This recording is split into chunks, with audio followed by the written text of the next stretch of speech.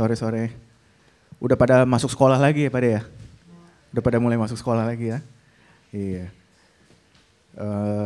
Biasanya kalau habis liburan terus masuk sekolah tuh biasanya minggu pertama, minggu kedua tuh masih agak cengok ya. Nggak tahu mungkin cuma aku doang, tapi biasanya gitu kalau misalnya. Sebenarnya alasan doang sih, sebenarnya kalau mau habis liburan kayak mau nggak liburan juga sebenarnya cengok terus di sekolah gitu. Tapi aku cuma percaya aja di tahun yang baru ini, aku cuma tadi diingetin waktu lagi doa juga kita, untuk kita boleh belajar bahwa Tuhan itu gembala kita yang baik.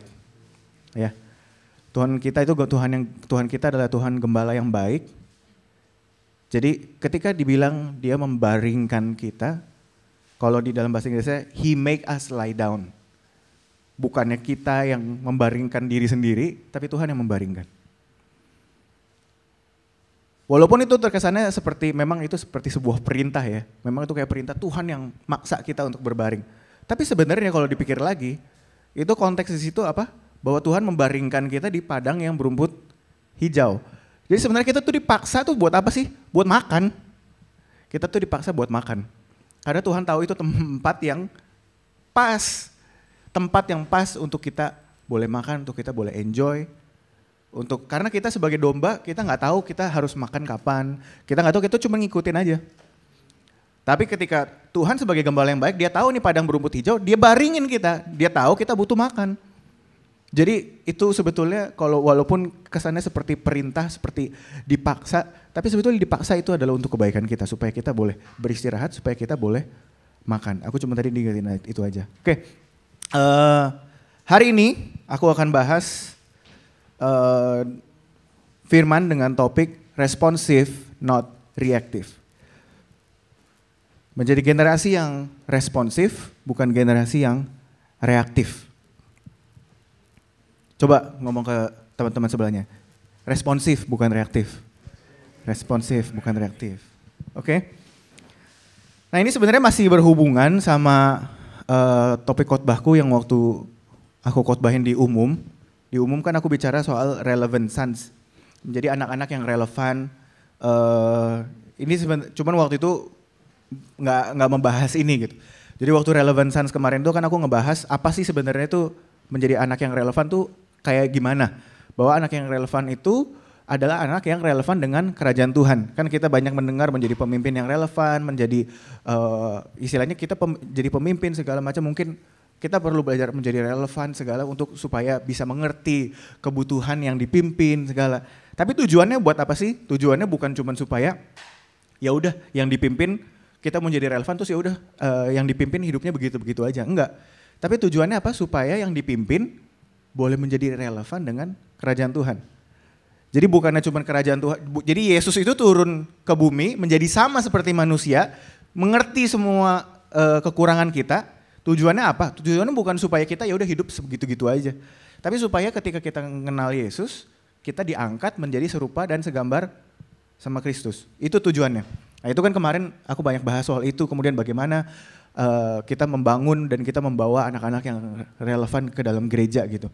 Nah tapi kali ini aku mau ngebahas ciri-ciri karakteristik daripada seorang anak yang relevan itu apa. Sebenarnya ada beberapa poin, cuman aku rasa nggak mungkin cukup dibahas di dalam satu khotbah. Jadi aku bahas satu poin aja hari ini, yaitu menjadi seorang generasi, menjadi generasi yang responsif. Ini adalah karakteristik utama. Seorang anak yang relevan adalah anak atau generasi yang responsif, bukan generasi yang reaktif. Nah, seringkali kan kita di zaman sekarang gitu ya, aku sering banget kalau ngeliat di YouTube segala gitu, YouTuber ini react gitu ya, react kepada kayak misalnya Uncle Roger ya paling gampang Uncle Roger ya, tahu ya Uncle Roger ya. Uncle Roger selalu isi videonya apa? React kepada makanannya siapa? Gordon Ramsay, kepada masakannya siapa? Yang paling ini si Jamie Olive Oil ya katanya ya. Ya kan? Semua video semuanya udah mulai about reacting. Kayak terus abis dari Uncle Roger ntar ada lagi video-video dari koki lain yang self-proclaimed chef, terus habis itu dia bilang katanya professional chef react to this video segala macam. Semua bahkan di TikTok kayak di sosmed semua rata-rata semua tuh memancing apa sih? Mancing reaksi. Di WhatsApp pun sekarang semua kalau bukan cuma reply doang tapi bisa kasih emoji reaction, right? Semuanya reaksi. Kayak dulu cuma ada like doang, tombol like yang pakai jempol. Sekarang ada hati, ada ini semua. Kita dipancing untuk reaksi, melakukan reaksi. Ada berita sesuatu sedikit kita bereaksi.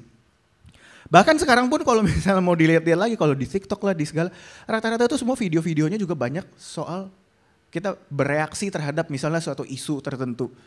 Kita cepat banget ada satu isu misalnya, isu LGBT kayak isu apa, kita cepat banget langsung bereaksi. Bereaksi lah, ngomong di TikTok, ngomong lah di Instagram, semua kita selalu cepat banget buat bereaksi. Tapi aku mau ajak kita menjadi generasi yang jangan cuma cepat bereaksi, tapi kita belajar merespon. Ada amin? Nah jadi ini adalah karakter pertama menjadi generasi yang responsif, bukan menjadi seorang generasi yang reaktif. Nah apa sih bedanya kalau kayak gitu? Gimana caranya kita bisa menjadi responsif? Apa sih bedanya? Bedanya responsif sama reaktif itu apa? Sekarang kita coba baca dulu. Dua cerita. Cerita pertama cerita soal si Yairus. Kita langsung baca aja di Markus 5 ayat 35 sampai 36. Terus 38 sampai 41. Ada nggak ayatnya? Oh. Oke. Aku bacain ya. Markus 5 ayat 35 sampai 36 dulu.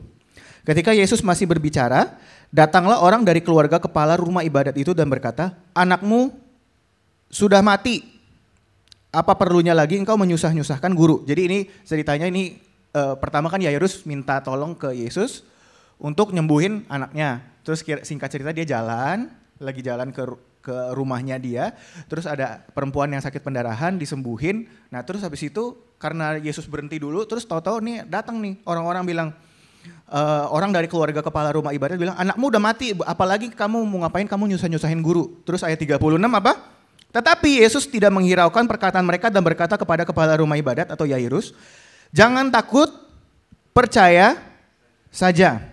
Kemudian kita lihat di ayat 38, mereka tiba di rumah kepala rumah ibadat dan di sana dilihatnya lah orang-orang ribut, menangis dan meratap dengan suara nyaring. Jadi kalau di orang Israel tuh dulu tuh, di culture-nya mereka, di budayanya mereka, kalau ada yang mati mereka bisa sampai sewa orang untuk nangis. Hanya untuk nangis itu ada pekerjaannya gitu. Supaya jadi benar-benar membangun suasana, bukan membangun atmosfer untuk menyembah Tuhan tapi untuk berkabung gitu ya. Jadi dibilang mereka tiba dan di sana dilihatnya orang-orang ribut-ribut, menangis dan meratap dengan suara nyaring. Sesudah Yesus masuk, Yesus berkata kepada orang-orang itu, mengapa kamu ribut dan menangis? Anak ini nggak mati tapi tidur. Abis mereka nangis, terus lucu kan di ayat 40, tetapi mereka menertawakan dia. Makanya ini orang bayaran semua. Abis nangis langsung ketawa gitu kan, lucu ya.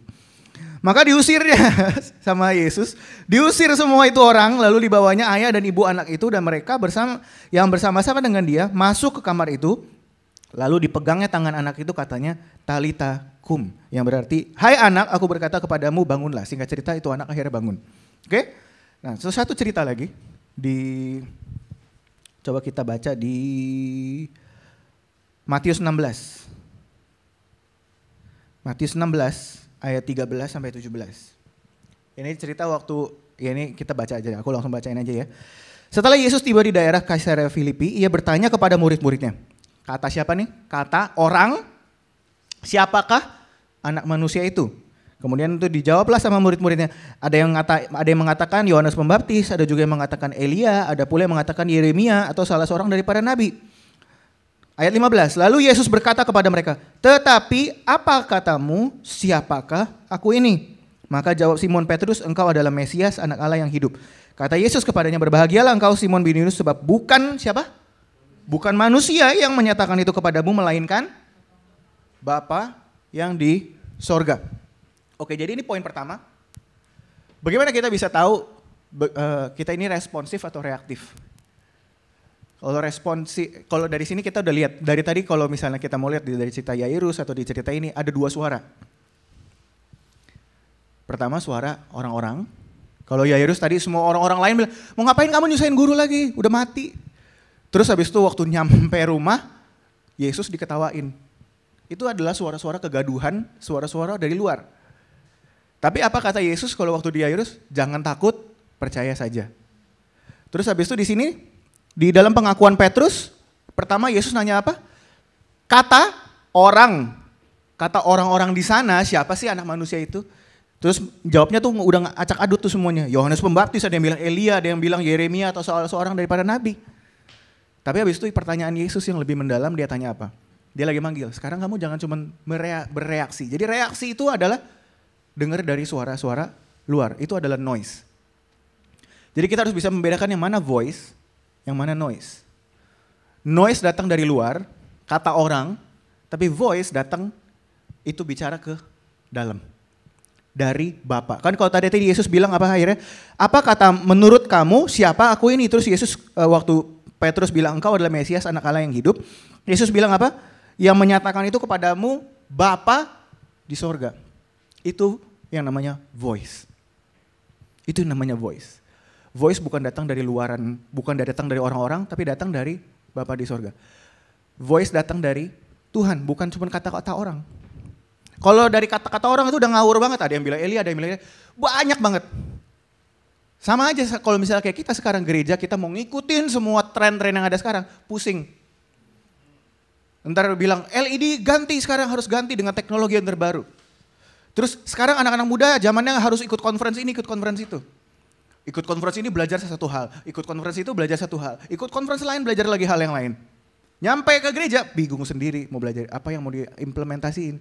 Ntar ini ngomong ini, ntar itu ngomong itu. Itulah yang namanya reaksi. Waktu kita bereaksi itu kita terlalu fokus sama apa yang dikatakan oleh orang-orang luar. Tapi respons, kita fokus kepada apa yang Tuhan katakan kepada kita. Dan satu hal yang menarik di sini juga, Petrus ini aku percaya dia nggak langsung tahu. Waktu ditanya, menurut kamu, apa katamu, maksudnya menurut kamu siapa aku ini? Dan sampai akhirnya Petrus bisa bilang bahwa kamu adalah Tuhan, engkau adalah Mesias anak Allah yang hidup. Aku percaya itu bukannya on the spot. Aku gak yakin kalau itu Petrus on the spot langsung dibilang engkau adalah Mesias anak Allah yang hidup. Tapi aku percaya dia bisa ngomong itu dengan penuh keyakinan. Kenapa? Karena dia udah ngikutin Yesus beberapa kali. Makanya kan di sini dibilang yang menyingkapkan itu adalah Bapa di sorga. Jadi bukannya tiba-tiba Petrus dapat pewahyuan yang langsung di saat itu juga dan kemudian dia bilang engkau adalah Mesias. Enggak, tapi aku percaya ini sesuatu proses perjalanan. Karena dia udah ngikutin Yesus.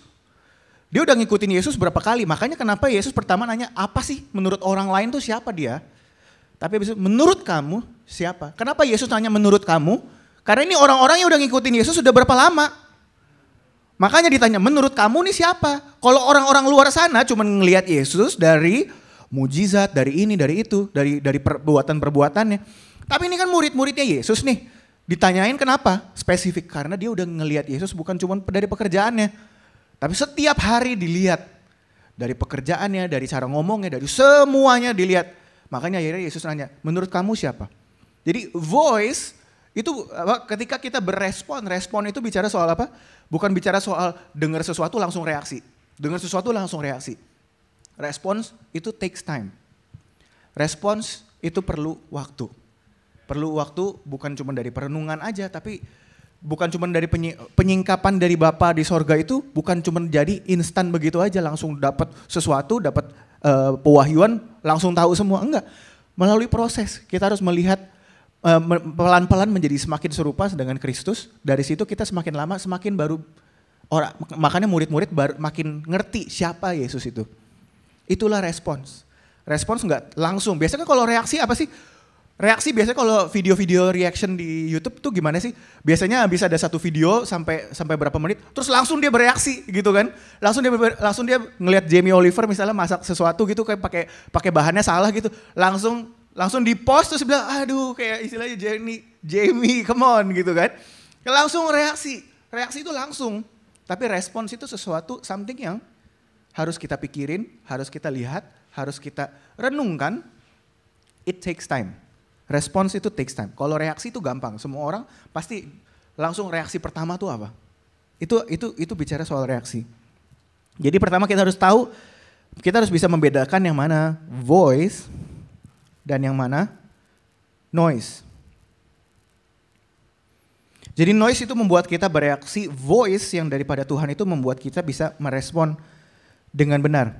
Jadi gimana cara kita bisa bedain? Tadi kita tahu bahwa voice itu karena kalau kita take time, karena itu take time, voice itu bicara ke dalam kita. Sebenarnya kalau misalnya kita perhatiin itu noise yang di luar, itu sebenarnya nggak ada yang ngomong ke kita langsung kan? Itu kan perbincangan orang di luar doang, nggak ngomong langsung ditujukan kepada kita. Makanya kenapa Yesus bilang, apa katamu? Menurut kamu siapa aku? Karena Yesus mau tahu benar-benar yang menurut kamu sendiri, yang kamu pikirkan, yang kamu perhatikan. Jadi itu sesuatu yang memang dari pengertian kita, dari pemahaman kita, dari sesuatu yang kita dengar sendiri. Kalau noise itu kita cuma dengar orang-orang ngomong seperti apa di luar.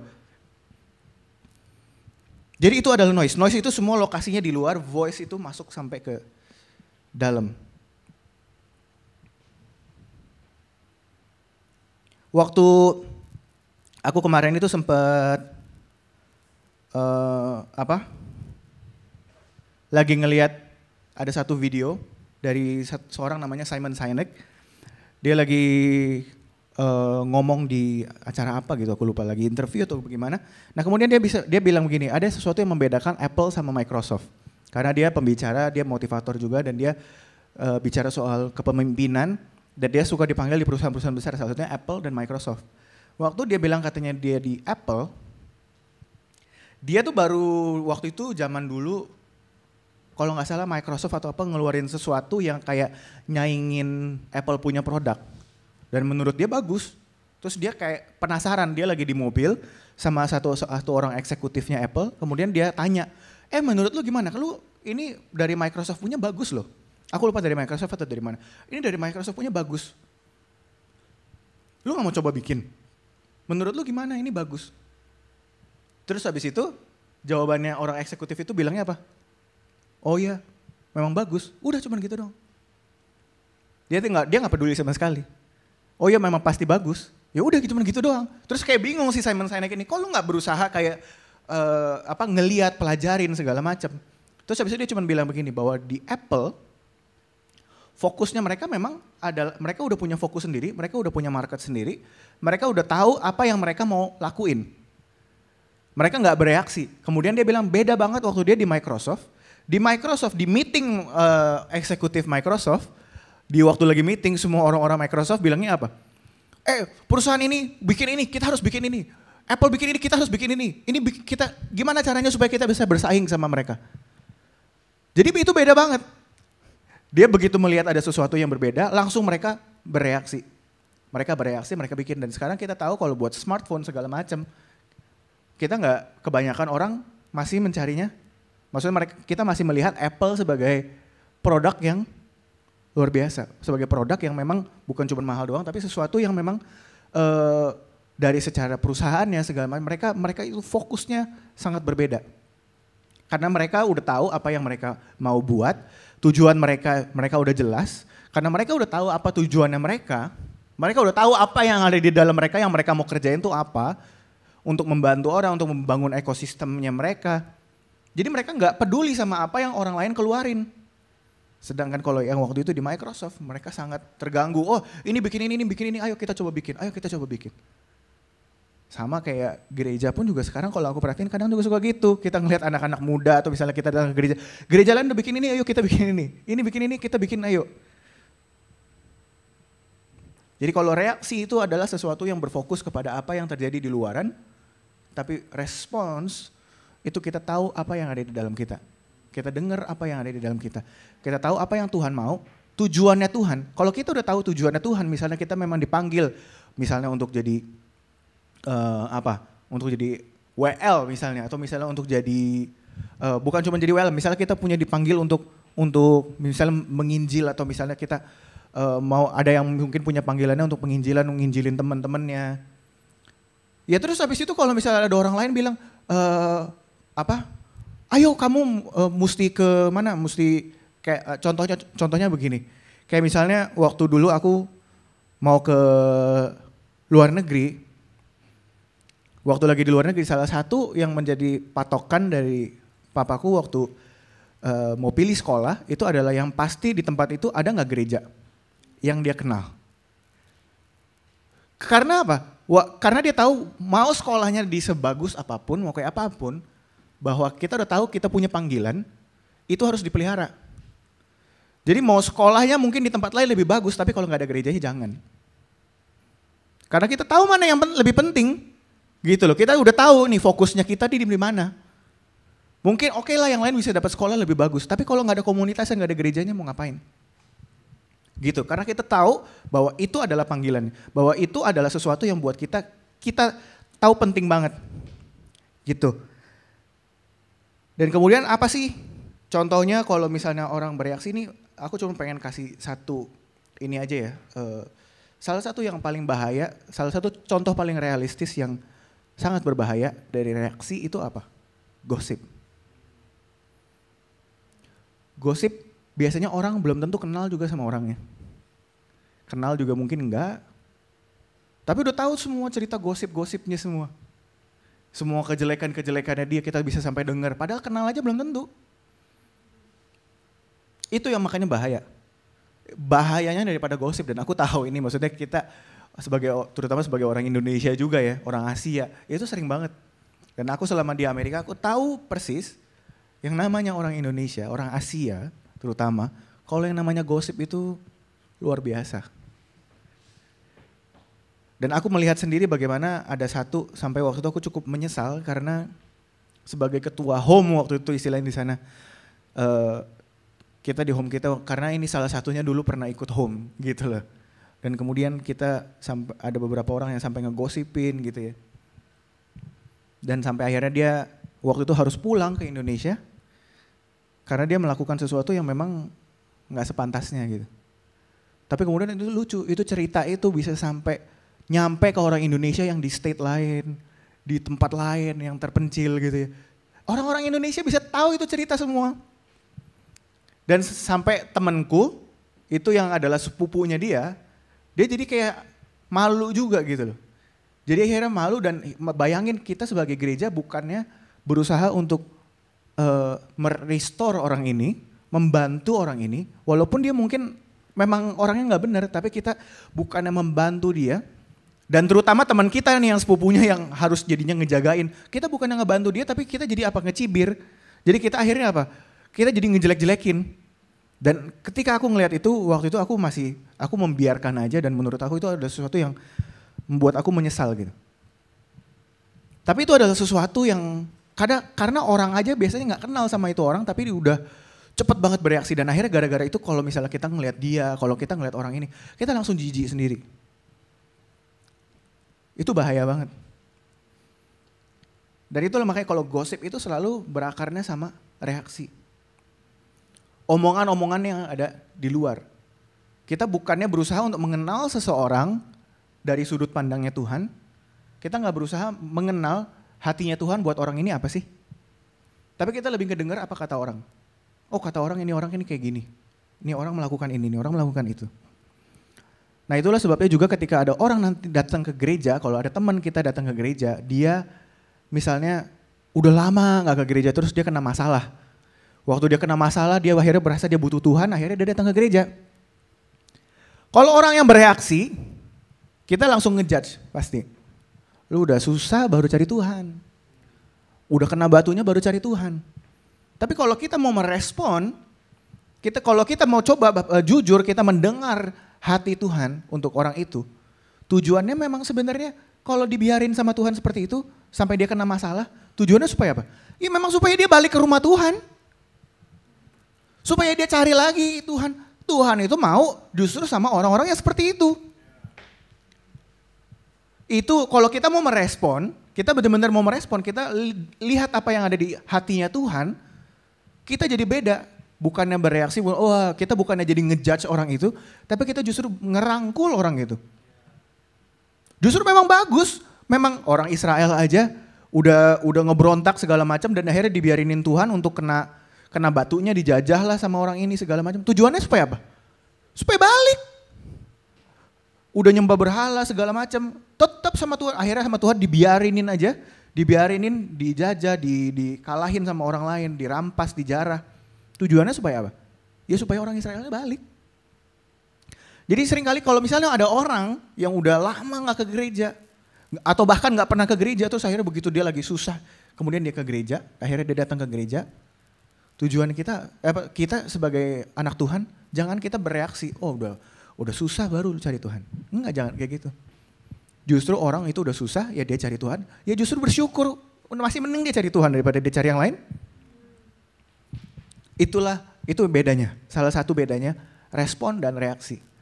Kalau kita reaksi itu kita langsung ngejudge, tapi ketika kita merespon kita berusaha untuk melihat apa sih kata Tuhan.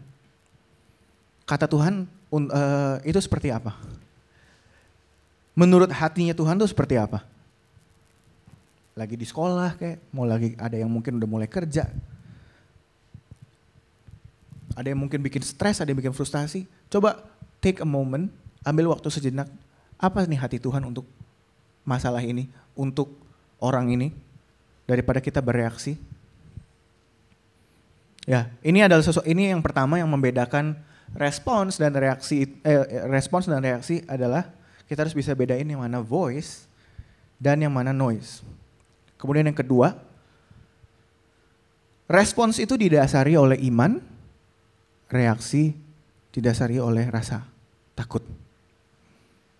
Respons didasari oleh iman, reaksi didasari oleh rasa takut. Coba kita buka di 1 Samuel 13. 1 Samuel 13 ayat 8. Ini cerita waktu Saul akhirnya jatuh. Dia gak sabar, dia mau kasih korban bakaran. Padahal itu harusnya sebenarnya yang ngasih adalah Samuel, nabi. Kita lihat alasannya si Saul kenapa akhirnya dia jadi mempersembahkan korban bakaran. Oke, 1 Samuel 13 ayat 8. Ia menunggu 7 hari lamanya sampai waktu yang ditentukan Samuel. Tetapi ketika Samuel tidak datang ke Gilgal, mulailah rakyat itu berserak-serak meninggalkan dia. Sebab itu nih ayat 9, sebab itu Saul berkata, bawalah kepadaku korban bakaran dan korban keselamatan itu. Lalu ia mempersembahkan korban bakaran. Oke. Kemudian akhirnya di ayat 10, baru saja ia habis mempersembahkan korban bakaran, maka tampaklah Samuel datang. Saul pergi menyongsongnya untuk memberi salam kepadanya. Tetapi kata Samuel, apa yang telah kau perbuat? Jawab Saul, karena aku melihat rakyat itu berserak-serak meninggalkan aku dan engkau tidak datang pada waktu yang telah ditentukan. Padahal orang Filistin telah berkumpul di Mikmas, maka pikirku sebentar lagi orang Filistin akan menyerang aku di Gilgal. Padahal aku belum memohonkan belas kasihan kepada Tuhan. Sebab itu aku memberanikan diri lalu mempersembahkan korban bakarannya. Tadi di sini dibilang apa? Karena aku melihat rakyat itu berserak-serak meninggalkan aku. Saul udah takut. Ini orang udah ninggalin, dia gak percaya sama Tuhan. Fokus dia adalah ketika orang ninggalin dia, fokus dia, kekuatan dia ada, berarti kita tahu di situ kekuatannya ada di mana? Di orang-orangnya dia. Karena begitu orang-orang meninggalkan dia takut. Dia bukan mengandalkan Tuhan. Dia gak percaya sama Tuhan, dia lebih percaya sama orang-orang di sekitarnya. Begitu orang-orang di sekitarnya meninggalin, ya imannya dia pun habis. Karena imannya bukan sama Tuhan tapi sama orang. Kemudian yang kedua kita lihat di si Mikal. Di 2 Samuel 6 waktu itu aku juga pernah khotbahin, tapi aku mungkin kayaknya waktu itu gak sampai sini deh. Jadi ini waktu Daud lagi bawa tabut perjanjian balik ke Yerusalem, kemudian dia nari-nari kan. Dia nari-nari terus habis itu di sini bilang di 2 Samuel 6. Di 2 Samuel 6 nih ayat yang ke-20. Ketika Daud pulang untuk memberi salam kepada seisi rumahnya, maka keluarlah Mikal binti Saul mendapatkan Daud. Katanya, betapa raja orang Israel yang menelanjangi dirinya pada hari ini di depan mata budak-budak perempuan para hambanya.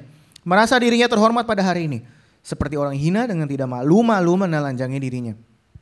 Tapi berkatalah Daud kepada Mikal, di hadapan Tuhan yang telah memilih aku dengan menyisihkan ayahmu dan segenap keluarganya untuk menunjuk aku menjadi raja atas umat Tuhan, yakni atas Israel. Di hadapan Tuhan aku menari-nari, bahkan aku akan menghinakan diriku lebih daripada itu.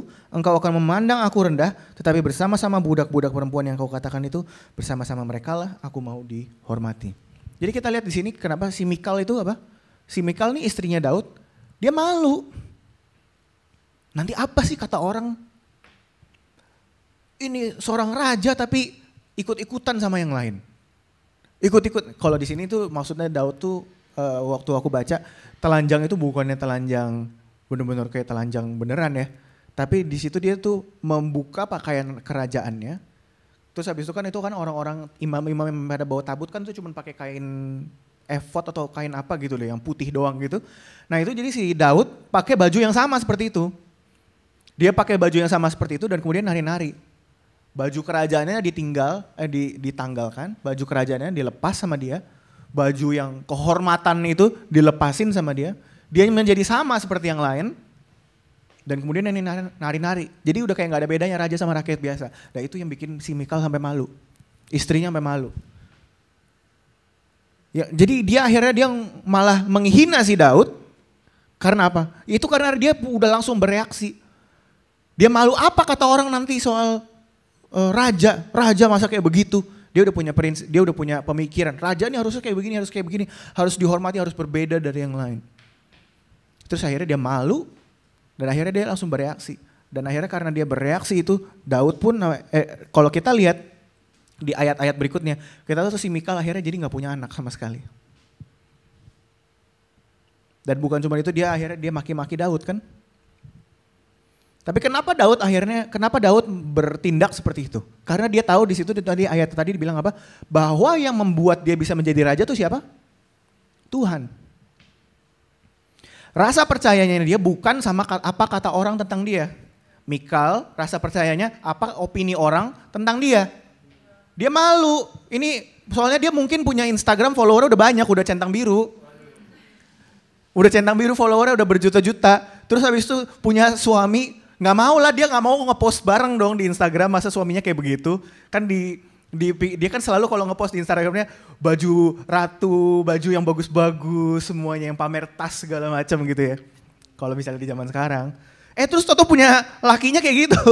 Lakinya bukan pakai baju mahal, bukan pakai baju apa, udah raja tapi pakai baju sama aja kayak orang-orang lain, kayak orang-orang rakyat-rakyat biasa. Malu dia. Gue kan kalau di zaman-zaman sekarang mungkin kayak udah Kardashian gitu kali ya. Gila keluarganya Kardashian, suaminya Kardashian tapi pakai bajunya sama kayak yang lain aja. Malu dia. Dia lebih mementingkan opini orang. Dia lebih mementingkan likes daripada orang. Daripada apa kata Tuhan. Dia lebih mementingkan imannya dia berarti ada di mana? Confidence-nya dia di mana? Apa kata orang tentang dia. Tapi Daud tahu, di situ dibilang bahwa yang membuat dia bisa menjadi sekarang itu adalah Tuhan. Dan oleh karena itu dia mau menari-nari lebih lagi buat Tuhan. Fokus dia bukan kata orang tentang dia, tapi kata Tuhan tentang dia. Dia tahu Tuhan yang membuat dia seperti itu, makanya dia tahu bahwa dia ingin memberikan yang terbaik buat Tuhan. Dia mau nari-nari, dia mau betul-betul menari sekuat tenaga. Dia gak butuh itu yang namanya pakaian raja, kenapa? Karena dia tahu yang bikin dia jadi raja itu juga Tuhan. Dan karena iman itu yang membuat dia bisa merespon dengan benar. Mikal bereaksi karena confidence-nya dia, imannya dia terletak sama kata orang. Itu yang membuat dia jadi bereaksi. Tetapi ketika kita punya iman, ketika kita tahu betul-betul bahwa apa yang kita punya itu datang dari Tuhan, kita akan merespon dengan benar. Kita bukan bereaksi tapi kita merespon. Kemudian kita lihat juga si Daud waktu dia 2 kali melawan orang Filistin, ini singkat cerita aja. Jadi ini di 2 Samuel 5. Daud pergi melawan orang Filistin 2 kali. Di tempat yang sama. Pertama kali Daud nanya Tuhan, perlu gak aku maju ke depan? Maju berperang. Akankah kau serahkan kemenangan buat dia? Tuhan bilang maju. Begitu dia maju dia menang. Benar kan? Datang lagi di tempat yang sama orang Filistin. Biasa kalau misalnya orang bereaksi, wah udah menang nih. Apa yang dia lakukan kalau bereaksi? Maju. Tapi apa Daud? Daud tahu yang kasih kemenangan siapa? Tuhan. Makanya yang kedua kali pun, di tempat yang sama pun, dia tidak mengandalkan apa? Pengalamannya dia. Pengalaman pertama kali dia menang tuh, kalau orang bereaksi, wah gue udah punya pengalaman, udah punya ini semua, udah tahu cara ngalahin nih. Di tempatnya sama lagi, medan perangnya sama. Gue lebih punya pengalaman. Kalau Daud mau bereaksi, dia langsung maju. Tapi Daud tahu merespon dengan benar karena dia tahu yang kasih dia kemenangan itu bukan tempatnya, bukan medan perangnya, bukan peralatannya, bukan pengalaman dia, bukan kepintaran dia, Tapi dia tahu bahwa yang memberikan dia kemenangan itu adalah Tuhan. Imannya dia jelas terletak sama Tuhan. Makanya begitu kedua kali dia nanya ke Tuhan. Harus gak aku maju? Kemudian Tuhan bilang, tunggu. Kali ini tunggu. Dan akhirnya Daud pun menang lagi dengan cara yang berbeda. Itulah yang namanya kita merespon. Kita gak gampang bereaksi. Karena kita gak mengandalkan pengalaman kita gak mengandalkan kepintaran kita, wah saya udah pernah menang di sini, ya udah pasti bakal menang lagi. Enggak, tapi Daud mengambil waktu untuk tanya Tuhan. Amin. Satu yang singkat aja. Waktu itu aku pernah sebenarnya khotbahin di judulnya You Follow. Itu perbedaannya Yohanes sama si Petrus. Ini juga sesuatu yang mungkin kita perlu sadar juga. Kita perlu sadar bahwa yang membuat si Yohanes itu akhirnya bisa mengikut Tuhan itu karena, dan maksudnya dia untuk membangun imannya dia bukan terletak kepada kasihnya dia terhadap Kristus. Dia gak peduli juga sama kata-kata orang lain. Tapi kalau Petrus tuh ke-distract. Kan Yesus sudah kasih tahu kepada Petrus, nih nanti kamu melayani Tuhan kayak begini, kemudian nanti kamu matinya seperti ini. Udah dikasih gambaran waktu Yesus akhirnya udah bangkit, terus kan ketemu lagi sama murid-muridnya pas lagi ngikut. Nah terus habis itu si Petrus bilang apa? Nah ini murid yang ini bagaimana? Si Yohanes maksudnya. Ada di belakang. Murid yang ini bagaimana? Terus habis itu Yesus bilang apa? Kalaupun si Yohanes itu mau disuruh hidup seumur hidup, itu bukan urusannya kamu Petrus. Kamu tugasnya adalah ngikut aku. Dan kemudian satu hal yang menarik di situ dikatakan adalah bahwa Yohanes itu adalah murid yang dikasihi Tuhan. Petrus orang yang gampang ke distract, dan kemudian yang lucunya menariknya adalah murid yang dikasihi Tuhan itu udah ngikut Yesus kalau di ayat itu di Yohanes. Nanti kalau misalnya kalian ada waktu, coba dengerin lagi di khotbahku yang waktu itu You Follow. Jadi bahwa si Yohanes itu dibilang murid yang dikasihi Tuhan itu mengikut aja sama Yesus. Di dalam ayat itu, Yohanes mah dia gak peduli dengan yang lain, dia udah waktu di ayat itu, Yohanes memang, jadi waktu si Petrus lagi ngelihat Yohanes lagi mengikut Yesus. Maksudnya itu memang dalam perjalanan ya, lagi dalam jalan. Tapi udah kelihatan bahwa Yohanes ya fokusnya udah di situ aja, ngikutin aja sama Yesus. Petrus matanya ngelihat kemana-mana. Jadi ketika orang yang fokusnya adalah kepada kasihnya Tuhan kepada dia, itu udah jelas ngikutnya. Karena dia bukan fokusnya kepada apa yang dia bisa lakukan kepada Tuhan doang. Dia bukan fokusnya kepada aku harus mengasihi Tuhan seperti ini. Petrus udah berlaga banget waktu di perjamuan. Dia bilang katanya, yang lain semua boleh mengkhianati Tuhan. Tapi aku sekali-sekali gak akan mengkhianatin Tuhan. Dia merasa kasihnya buat Tuhan besar banget. Tapi ternyata yang menyangkal Yesus siapa? Petrus. Yang akhirnya stay malah siapa? Yohanes. Makanya kan waktu di kayu salib, Yesus ada salah satu perkataannya, dia ngomong, Maria ini anakmu, terus dia bilang ke Yohanes, ini ibumu. Berarti Yohanes ada di mana? Yohanes ikut di situ. Mungkin pertamanya dia kabur, tapi di akhir dia tetap stay di situ. Stay-nya berarti apa? Karena Yesus bisa ngomong di situ, berarti dia stay dekat. Berarti Yohanes stay dekat. Yohanes terus mengikut Yesus. Karena dia fokusnya bukan, dia gak peduli dengan kasihnya dia kepada Tuhan. Mau besar kek, mau gak mungkin dia merasa gak sebesar Petrus. Atau bagaimana. Dia gak, kepercayaan dia bukan di situ. Tapi dia cuma percaya satu, bahwa Tuhan mengasihi dia. Makanya dia bilang murid yang dikasihi Yesus. Karena dia begitu percaya bahwa Yesus mengasihi dia. Fokusnya dia hanya di situ.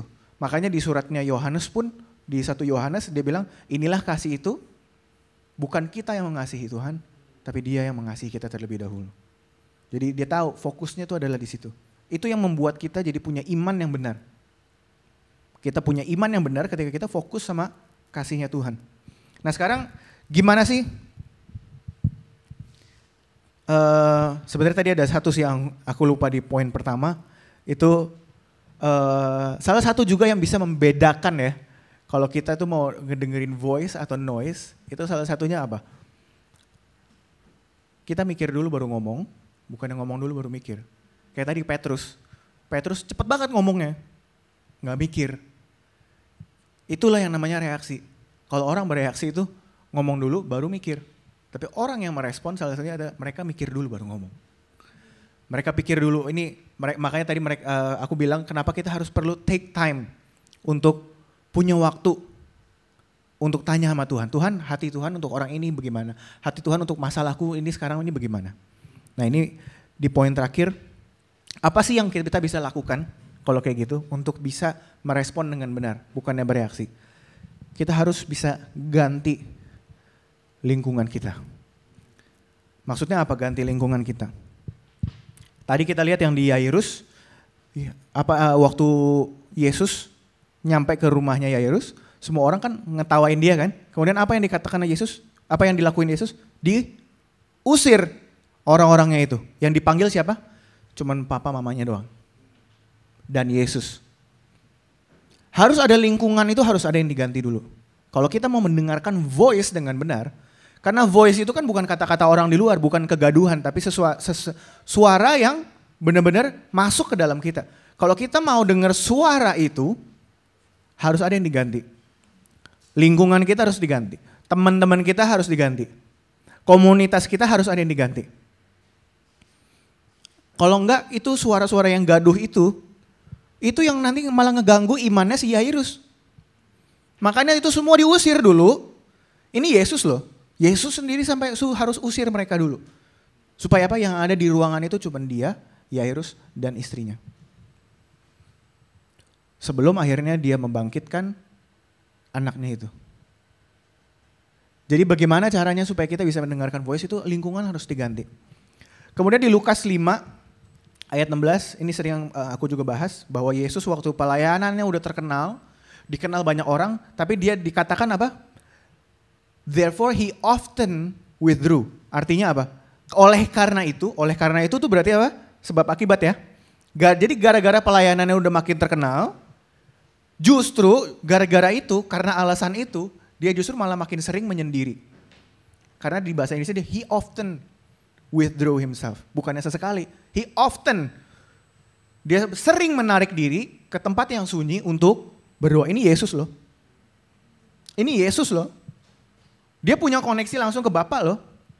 Tapi dia tetap harus ganti lingkungannya. Malah dibilang malah jadi sering. Ketika justru pelayanannya makin banyak, justru dia semakin sering menarik diri. Ketika demand itu banyak, demand kalian sebagai sebagai murid-murid juga pasti makin banyak.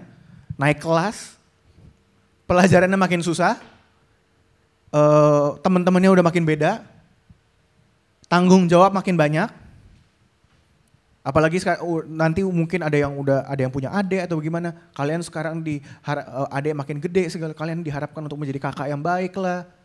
Terus habis itu kalian nanti di sekolah pelajaran makin susah, kalian harus belajar lebih lagi. Ada yang nggak ngerti sesuatu yang dari SMP ke SMA itu aja udah beda. Tantangan makin banyak, demand makin banyak. Semakin gede demandnya, semakin permintaan, semakin kesulitannya, tingkat kesulitan makin banyak, kalian perlu supply-nya juga makin banyak. Supply-nya datang dari mana? Dari Tuhan. Itu yang dilakukan Yesus. Jadi kita harus belajar seperti Yesus. Ketika Yesus justru demand-nya makin banyak, yang dia lakukan justru dia semakin sering menarik diri untuk berdoa. Karena dia tahu supply-nya dia datang dari Bapa. Jadi kita harus ganti lingkungan kita. Lingkungan kita, pertemanan kita itu harus mau gak mau, harus dirubah. Lingkungan, jadi kita pun harus punya waktu untuk seperti Yesus, punya waktu sendiri bersama Tuhan. Itu udah nggak bisa dinego lagi. Kita perlu waktu sendiri dengan Tuhan. Ketika kita lagi udah pusing dengan sekolah, mungkin kadang kita mikir ya, aduh udah pusing sama sekolah, besok ujian segala macam, nggak ada waktu nih buat renungan. Justru kalau Yesus di situ apa? Yesus juga emang punya waktu banyak. Yesus itu pelayanannya makin banyak, tapi justru dia makin sering malah untuk narik diri ke tempat yang sunyi untuk berdoa. Kita mungkin ulangannya makin banyak nih, udah musim-musim ujian, ulangan. Justru malah harus makin sering doa.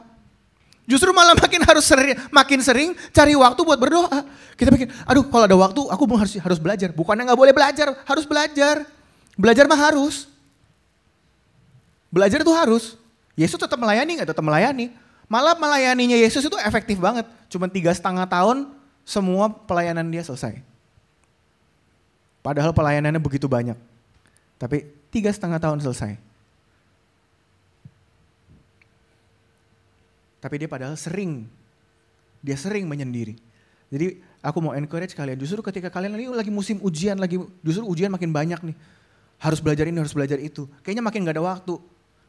Kalau ada waktu ya mendingan pakai buat belajar. Kan kesannya baik kan, sebagai murid yang baik dong. Tapi justru kita harus belajar seperti Yesus. Makin banyak ujiannya, makin banyak kita tetap harus ngambil waktu justru untuk berdoa. Kita minta tolong sama Tuhan. Tuhan, aku gak bisa nih misalnya di ujian ini. Yang ini susah. Tuhan, aku minta tolong. Untuk Tuhan bisa kasih hikmat. Bagaimana, apa yang harus dipelajarin, apa yang perlu di skip, apa yang harus dipelajarin. Tuhan bisa kasih hikmat kayak gitu loh. Tuhan bisa kasih kita hikmat apa yang harus kalian pelajarin. Dan bahkan kemampuan kalian buat nangkep pelajarannya itu bisa jadi dipercepat juga sama Tuhan. Karena kita tahu seperti Daud tadi yang ngasih kemenangan, yang bikin kita jadi pinter, semua itu datangnya dari mana sih? Datang dari Tuhan. Ketika kita mengambil waktu lebih banyak justru untuk cari Tuhan, itu adalah kalian sebenarnya lagi menunjukkan, nih Tuhan, aku percaya sama Tuhan. Rasa percayaku bukan di kepintaranku, aku tetap belajar, tapi rasa percayaku bukan di kepintaranku, rasa percayaku ada di Tuhan. Makanya aku makin sering cari Tuhan. Hari ini simpel aja seperti itu doang. Tapi aku harap ada sesuatu yang kalian di sini boleh nangkep sebagai anak-anak di sini, sebagai generasi muda di sini. Kita belajar untuk jangan cuman bereaksi, tapi kita mau belajar untuk merespon. Dengar suara Tuhan, tanya Tuhan, ambil waktu. Lagi makin sibuk, justru disitulah waktunya kita harus makin banyak cari Tuhan. Amin. Nah ini walaupun kita udah dengerin firman Tuhan kayak gini ya. Yuk kita sambil doa sebentar. Kita udah dengar firman Tuhan. Kita udah tahu sekarang apa yang harus kita lakukan. Kita udah tahu konsepnya begini, prinsipnya begini. Tapi aku gak mau cuman kita tahu doang. Tapi aku pengen kita juga melakukan sesuatu. Tadi aku udah bilang apa yang harus kita lakukan. Harus ada call to action. Ya, harus ada sesuatu yang kita memang mau lakukan. Tadi aku udah bilang kita harus ganti lingkungan kita harus ganti komunitas kita. Tapi bukan cuma tahu doang, aku mau dari sini pun sambil kita tutup mata, aku cuma pengen siapa dari kalian yang memang benar-benar mau komit, benar-benar kita mau belajar. Tuhan aku mau belajar, hari ini juga. Aku udah dengar firman-Mu, aku mau belajar hari ini, mulai dari sekarang. Ketika ada sesuatu kesulitan, aku mau cari Tuhan dulu.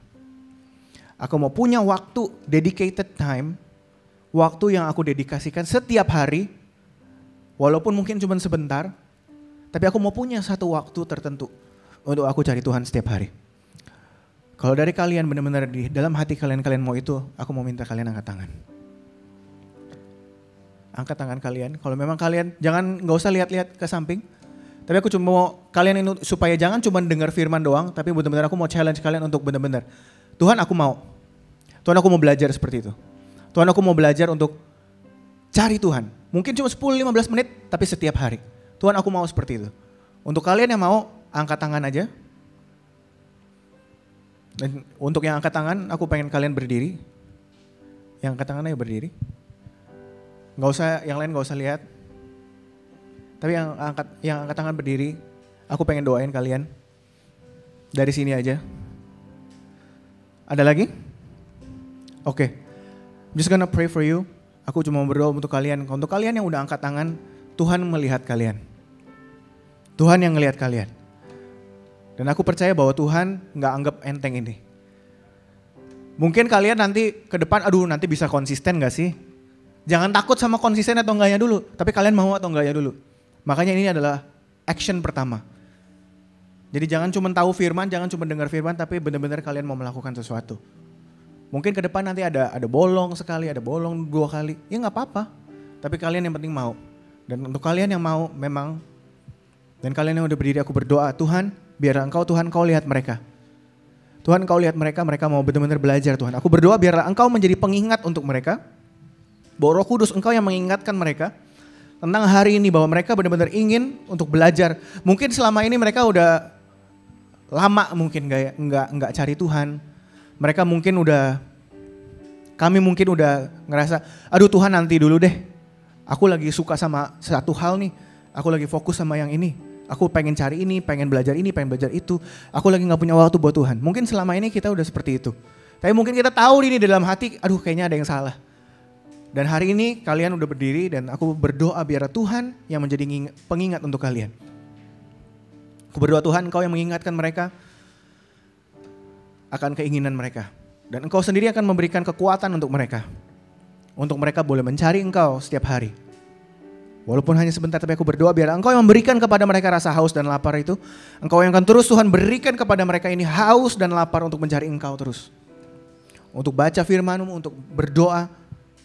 Di saat mereka mungkin lagi sebel, di saat mereka lagi ada banyak kebutuhan. Biarlah justru Engkau mengingatkan mereka untuk mencari Engkau.